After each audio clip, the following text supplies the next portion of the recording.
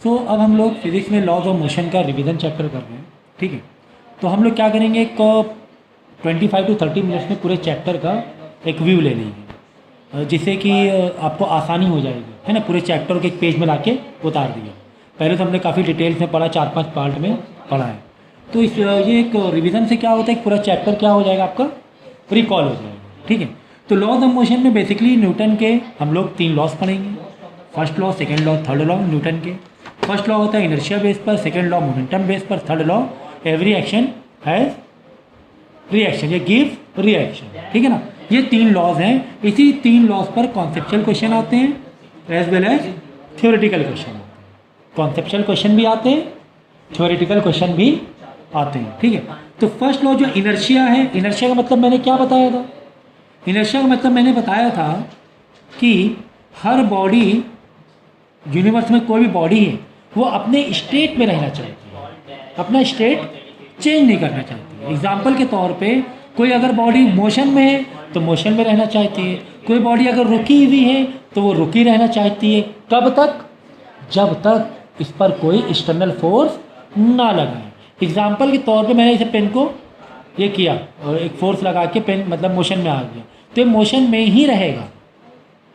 Sir motion में तो नहीं, तो रुका जा रहा है, तो ये मोशन में ही रहेगा जब तक कि इस पर कोई फोर्स ना लगाया जाए। तो सर ये पेन क्यों रुका जा रहा है, तो भाई ग्रेविटी खींच रही है, फ्रिक्शन भी है यहाँ पर कॉपी का, पेज का, तो यानी एक्सटर्नल फोर्स लग रहा है, तो इसलिए पेन रुका जा रहा है। जहाँ पर अगर कहीं कोई एक्सटर्नल फोर्स नहीं है, कोई ग्रेविटी नहीं है, जैसे स्पेस में जाओ आप, ऐसी जगह स्पेस में जहाँ कोई ग्रेविटी नहीं है, वहाँ पर आप अगर पेन को तुमने ऐसे कर दिया तो ये चलता ही चला जाएगा, मतलब इन्फिनाइट चलता चला जाएगा। जैसे स्पेस सेंटर में जाते हैं लोग, तो स्पेस सेंटर से बाहर निकलते हैं ना, स्पेस सेंटर जो हमारे अर्थ के रिवॉल्व करता रहता है 24 घंटे, तो उस स्पेस सेंटर से उन लोग बाहर आते हैं बीच बीच में कुछ रिपेयरिंग वर्क करने के लिए, तो उन लोग मालूम एक डोरी बांध के आते हैं, एक डोरी बंधी रहती है कि बाई चांस दो अपना भी अगर कुछ फोर्स लग गया धोखे से, या किसी ने वजह से भी कुछ भी फोर्स लग गया, किसी ने पीछे से लात मार दी, वो रोक ही नहीं पाएगा अपने आप को, इन्फिनिटी चलता ही चला जाएगा, नहीं रोक पाएगा।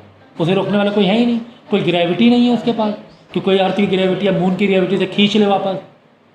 एयर भी नहीं है कि रुक जाए, एयर के अपथ्रस्ट या फ्रिक्शन से रुक जाए, तो वो चलता चला जाएगा। तो फर्स्ट लॉ यही कह रहा है कि यार अगर कोई बॉडी चल रही है तो चलती रहेगी, कोई बॉडी रुकी तो रुकी रहेगी, कोई बॉडी जिस डायरेक्शन में तो उसी डायरेक्शन में रहेगी, जब तक कि उस पर कोई भी एक्सटर्नल फोर्स ना लगाया जाए। इसके एग्जाम्पल हमने बहुत प्यारे प्यारे पढ़े थे। जैसे बस में अगर बस चल रही है, अचानक ब्रेक मार दें तो हमारी बॉडी क्या होती है, थोड़ी सी आगे हो जाती है ना, हल्का सा धक्का हम खा जाते हैं। क्यों, क्योंकि हमारी जब बस चल रही थी तो हमारी बॉडी भी मोशन में थी, बस ने तो ब्रेक मार दिया, हमारे माइंड ने हमारी बॉडी को ब्रेक नहीं सिग्नल दे पाया, तो ब्रेक सिग्नल देने में थोड़ा सा हमने 1-8 सेकेंड ले लिए, जब तक कि हमारी बॉडी क्या होती है, आगे चली जाती है। इसी तरह अगर ट्रेन रुकी हुई है, बस रुकी हुई है, अचानक झटके से बाइक में देखो पीछे बैठो, अचानक पिकअप ले लो बाइक में, है ना, कोई स्पोर्ट्स टाइप की बाइक है, पिकअप बहुत हाई फाई है, तो पीछे देखो बॉडी पीछे चली जाए। क्यों, हम रुके थे, बाइक रुकी थी, बाइक तो आगे बढ़ गई, लेकिन हाँ अपने माइंड को उतना जल्दी डायरेक्शन नहीं दे पाए आगे बढ़ने का, तो वो कौन, तो ये रीजनिंग एग्जाम में आएगी, ये रीजनिंग एग्जाम में आएगी। बस का ब्रेक या मोशन किसी के पॉइंट ऑफ व्यू से भी आ जाए, ठीक है ना, ये रीजनिंग आती है एग्जाम में। मतलब पहले वाले लॉ पे न्यूमेरिकल नहीं है, पहले लॉ पर न्यूमेरिकल नहीं है, इस पर रीजनिंग आती है, समझिए।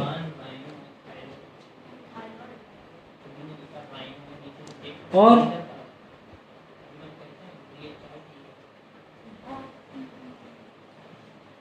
जैसे कि वो जो रोप वाला जो गेम होता है ना, रोप गेम, रस्सी खींचने वाला, रस्सी खींच रहे हैं, उधर से 2-3 लोग मिलकर खींच रहे हैं, इधर आपकी 3 लोग मिलकर टीम खींच रही है, आपकी टीम लोग खींच रही है। जैसे उसने क्या किया, छोड़ दिया, आप देखो पीछे चलते चले जाते हो, पीछे जाके गिर जाते हो।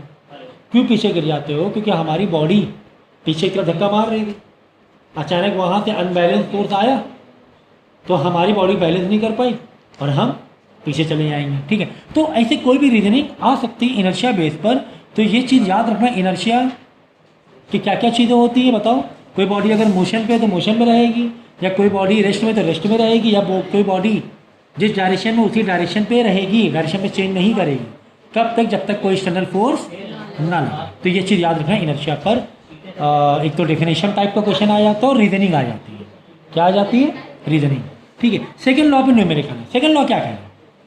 सेकेंड लॉ क्या कह रहा है कि किसी बॉडी पर मोमेंटम है, अगर वो बॉडी का अपना मास, डेफिनेटली बॉडी का मास तो रहेगा, बॉडी के पास मास तो रहेगा, ठीक है ना। तो अगर बॉडी का मास है, उस बॉडी को अगर हम वेलोसिटी भी दे दें, अगर उस बॉडी को वेलोसिटी भी दे दें, तो उस बॉडी में क्या आ जाएगा? मोमेंटम। और ये बात सच है, ये बात सच है कि P is equal to, momentum का सिंबल है m इंटू वी। किसी बॉडी को अगर वेलोसिटी, भाई m और v दोनों में मोमेंटम का क्या रिलेशन है? डायरेक्ट रिलेशन है। v बढ़ाएंगे तो भी मोमेंटम बढ़ जाएगा, मास बढ़ाएंगे तो भी मोमेंटम बढ़ जाएगा। एग्जाम्पल के तौर पे आपने कोई छोटा सा पत्थर लिया, किसी के खिड़की कांच तोड़ना है, छोटा सा पत्थर मारा, छोटा सा पत्थर मारा और कांच नहीं टूटा। अगर कांच नहीं टूटा तो आप क्या करोगे? सोचो क्या करोगे? कांच नहीं टूट रहा है, क्या करें बताओ? बड़ा पत्थर लोगी, या तो मास को बढ़ा दोगी तो मोमेंटम बढ़ जाएगा। मास के लिए बड़ा पत्थर लोगे, मार दोगे तो कांच टूट जाएगा, मतलब इसके अंदर मोमेंटम बढ़ जाएगा। या फिर बड़ा पत्थर नहीं है, तब क्या करोगे? तो अब वेलोसिटी बढ़ा दोगे, तुम तेज मारोगे, तेज स्पीड में मारोगे तो कांच टूट जाएगा। जैसे कि बुलेट तो बहुत छोटी होती तो भी लकड़ी के बॉडी का आर पार चली जाती। क्यों सर? बुलेट का तो मास तो सर बहुत कम होता है। क्या तुमने फॉर्मूला इतना ही पढ़ा है? P is equal to M into v भी तो पढ़ा है, इंटू वी भी तो पढ़ा है। मतलब बुलेट के पास इतनी हाई वेलोसिटी होती है, इतना मोमेंटम बढ़ जाता है ड्यू टू वेलोसिटी, मोमेंटम भी बढ़ जाता है। तो बुलेट का एग्जाम्पल है और काफ़ी सारे एग्जाम्पल है जहाँ पर हम बता सकते हैं। जैसे कि साइकिल तो किसी ने आके तुम्हें धक्का मार दिया चला के, और किसी बड़ी गाड़ी ने मार दिया, तो कहाँ पर ज़्यादा नुकसान हो सकता है? किसी बड़ी गाड़ी या कार या ट्रक का। क्यों? क्योंकि इसका मास बहुत ज़्यादा है, मास की वजह से वो ट्रक भी वही स्पीड में आ रहा था, गाड़ी भी वही, बाइक भी, हाँ साइकिल भी वही स्पीड में आ रही थी, लेकिन धक्का किसका ज़्यादा लगेगा? ट्रक का। सर स्पीड तो सेम है। आप बोलोगे सर स्पीड तो सेम थी दोनों की, 30 मीटर पर सेकेंड, 30 मीटर पर सेकेंड। भाई मास का तो फ़र्क है, ठीक है। तो इस बेस पर क्वेश्चन आएंगे। अब भाई तुम्हारा फॉर्मूला कितने वेरिएबल का फॉर्मूला है यार? चलो मैथ के जैसे समझें, कितने वेरिएबल का फॉर्मूला है? 3 वेरिएबल का फॉर्मूला है। हो सकता हो कि m और v दे दें, मास मोमेंटम निकालना, तो मास इंटू वेलोसिटी से मोमेंटम। ऐसा ही यूनिट का ध्यान रखना यार। ये तो मतलब बचपन की बातें हैं, ये किसकी बातें हैं? बचपन की बातें। ऐसा ही यूनिट का हमेशा ध्यान रखना है कि मास तुम्हारा अगर kg में है तो वेलोसिटी किस में होनी चाहिए? मीटर पर सेकेंड में ही होनी चाहिए। अगर ग्राम में है और ये मीटर पर सेकेंड में नहीं चल पाएगा, ग्राम को किलोग्राम बदलना पड़ेगा, ग्राम को किलोग्राम बदलना पड़ेगा।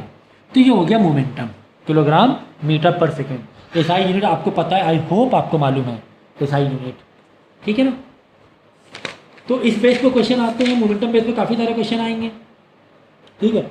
और एक और कॉन्सेप्ट है, मोमेंटम से ही निकला हुआ है, फोर्स इज इक्वल, एक और फॉर्मूला है, force is equal to mass into acceleration. किसी बॉडी में मास बहुत ज़्यादा है या उस बॉडी में एक्सेलरेशन बहुत है, तो मतलब उस बॉडी में फोर्स भी ज़्यादा है। तो फोर्स और मोमेंटम सर काफ़ी हद तक के मिलते जुलते लग रहे हैं, हाँ मिलते जुलते लग रहे हैं, लेकिन सेम नहीं है। यहाँ पे यूनिफॉर्म वेलोसिटी की बात हो रही है, 30 मीटर पर सेकेंड ही है, अगले सेकेंड भी 30 मीटर पर सेकेंड ही है, 5वें सेकेंड भी 30 मीटर पर सेकेंड ही स्पीड है।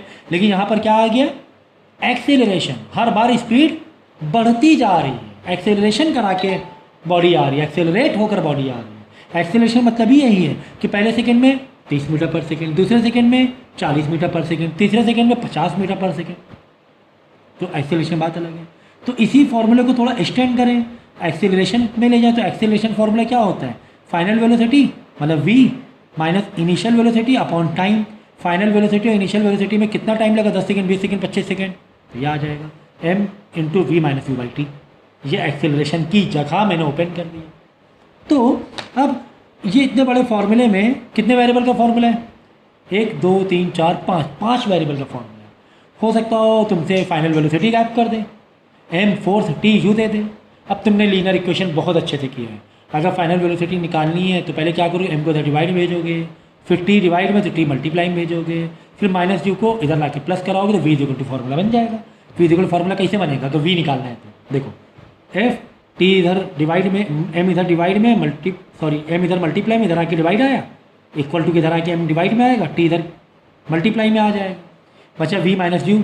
अगले स्टेप में क्या करो, माइनस यू को इधर ला के प्लस करा दोगी, f into t by m plus u is equal to final velocity. देखो f की जगह f डालना, t की जगह टाइम डालना, मास की जगह मास डालना, प्लस इनिशियल वेलोसिटी डालना और v निकाल फाइनल वेलोसिटी। इस तरीके से हो सकता है टाइम पूछ ले तो टाइम को उधर ले जाना, बाकी सबको इधर ले आना। ये तो लीनियर इक्वेशन में तुमने अच्छे से पढ़ा हुआ है, लीनियर इक्वेशन में अच्छे से पढ़ा हो। तो इसी बेस पे क्वेश्चन काफ़ी सारे आते हैं।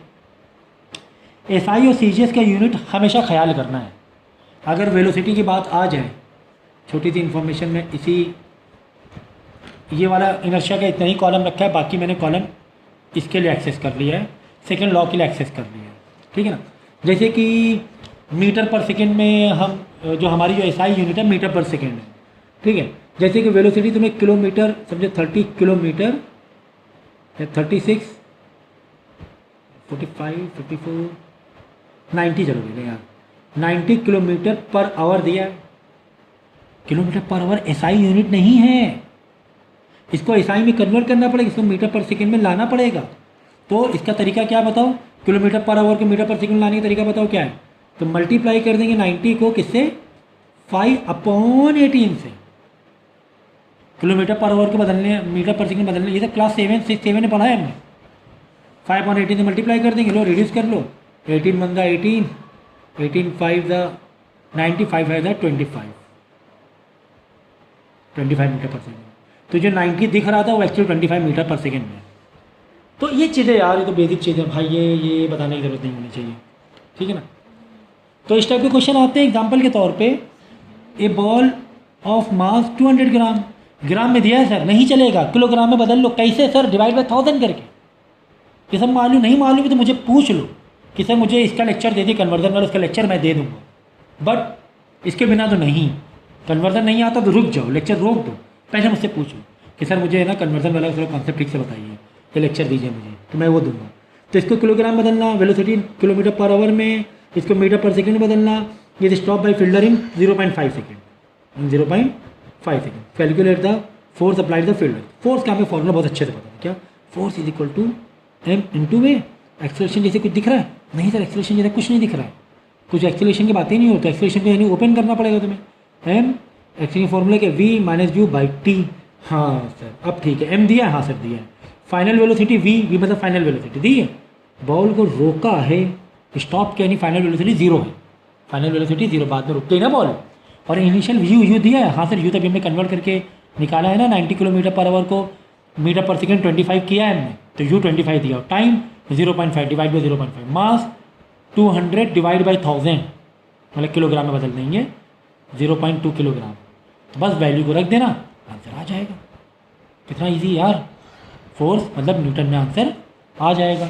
इस टाइप के क्वेश्चन आएंगे, फोर्स वाले और मोमेंटम वाले क्वेश्चन इस टाइप के आएंगे। एग्जाम्पल के तौर पे, which of the following has maximum momentum, which has minimum momentum, तीनों दिया हुआ है। जैसे ये वाला मास कितना दिया 200 ग्राम, किलोग्राम में बदल लेना डिवाइड बाई 1000 करके, और वेलोसिटी दिया 30 मीटर पर सेकेंड, ठीक है अच्छी बात है। Momentum is equal to mass into velocity, दोनों का मल्टीप्लाई करना, इसका आंसर निकालना। फिर यहाँ पर कन्वर्ट करके दोनों का मल्टीप्लाई करना, इसका आंसर निकालना। फिर यहाँ पे कन्वर्ट करके दोनों का मल्टीप्लाई करना, इसका आंसर निकालना। देख ले किसका मोमेंटम ज़्यादा है, तुम्हारा क्या जा रहा है, तुम्हें कंपेरिजन ही करना है, तुम्हें क्या करना है, कंपेरिजन करना है, ठीक है ना। फिर बाद में उनको थर्ड लॉ की बात, तो इस टाइप के क्वेश्चन आते हैं। क्वेश्चन बाकी मैंने लेक्चर तो बना के दिया ही हुआ है, डिटेल्स में लेक्चर 10 मिनट करेंगे, डिटेल्स में लेक्चर मैंने दिया हुआ है न्यूमेरिकल। तो ये तो यार रिवीजन की बातें हो रही हैं। तो थर्ड लॉ है एक्शन टू रिएक्शन, मतलब कह रहा है एवरी एक्शन है गिव्स अस रिएक्शन। जैसे एग्जांपल तौर पर तुमने इस टेबल को ऐसे दबाया, देखो हमारे हाथ में भी थोड़ा पुश फील हो रहा है, दर्द फील हो रहा है। क्यों फील हो रहा है दर्द, क्योंकि भाई है तुम टेबल को फोर्स दे रहे हो, तो टेबल पलट के हमें फोर्स दे रही है।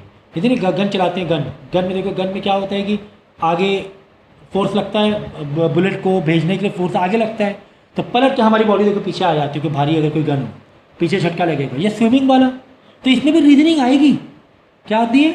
रीजनिंग। स्विमिंग कैसे कर पाते हैं हम लोग? हम तो हाथ तो सर पीछे करते हैं, लेकिन बॉडी हमारी आगे जाती है। तो वही है ना, हाथ के पीछे दिया, एक्शन पीछे किया, बॉडी ने रिएक्शन आगे की तरफ कर दिया, पानी में पलट के धक्का दे दिया तुम्हें आगे। तो स्विमिंग हो गया, और गन फायर वाला हो गया, गन फायर में धक्का क्यों लग जाता है, इस टाइप के क्या आते हैं, न्यूमेरिकल इस पर आते हैं। ठीक है, और इसका एक फॉर्मूला भी, total momentum, final momentum is equal total initial momentum, मतलब एक कॉलिजन वाला कॉन्सेप्ट भी है इसमें। कौन वाला कॉन्सेप्ट? कॉलिजन का। ठीक है, तो कॉलिजन के न्यूमेरिकल ये हम लोग बाद में करेंगे, लेकिन इस चैप्टर, इस पार्ट से, थर्ड लॉ से रीजनिंग बहुत आती है। जैसे एरोप्लेन कैसे चलता है भाई? जेट इंजन नहीं होते, जेट इंजन पीछे की तरफ एयर फेंकते हैं, पीछे की तरफ फोर्स लगाते हैं, तो पलट के उनको थ्रस्ट मिलता है आगे की तरफ, तो एरोप्लेन आगे बढ़ जाता है। बलून ले लो, बलून को फुला लो, फुला के पूरा अच्छे से फुला के आगे का वो छोड़ दो। कैसे बलून देखो कैसे भागेगा, जिस तरफ से तुम उसका पार्ट रखोगे, ऐसे रखा, नीचे हवा निकल रही है, हवा नीचे निकल रही है, बलून ऊपर जा रहा है। तो ठीक है, तो ये किसी भी टाइप की रीजनिंग आ सकती है इसमें। तो ये दो पार्ट से बेसिकली रीजनिंग आती है, और सेकेंड लॉ से न्यूमेरिकल भर भर के आते हैं। इसमें न्यूमेरिकल आते हैं, कॉलिजन बेस के न्यूमेरिकल आते हैं, लेकिन बहुत इक्का दुक्का मैंने कराया हुआ है, वो कर देना। ठीक है, चलो, तो ये इस चैप्टर का रिवीजन पार्ट था। इस चैप्टर का क्या था? रिवीजन पार्ट था। न्यूमेरिकल मैंने काफ़ी कराया हुआ है, वो अच्छे से कर लीजिएगा।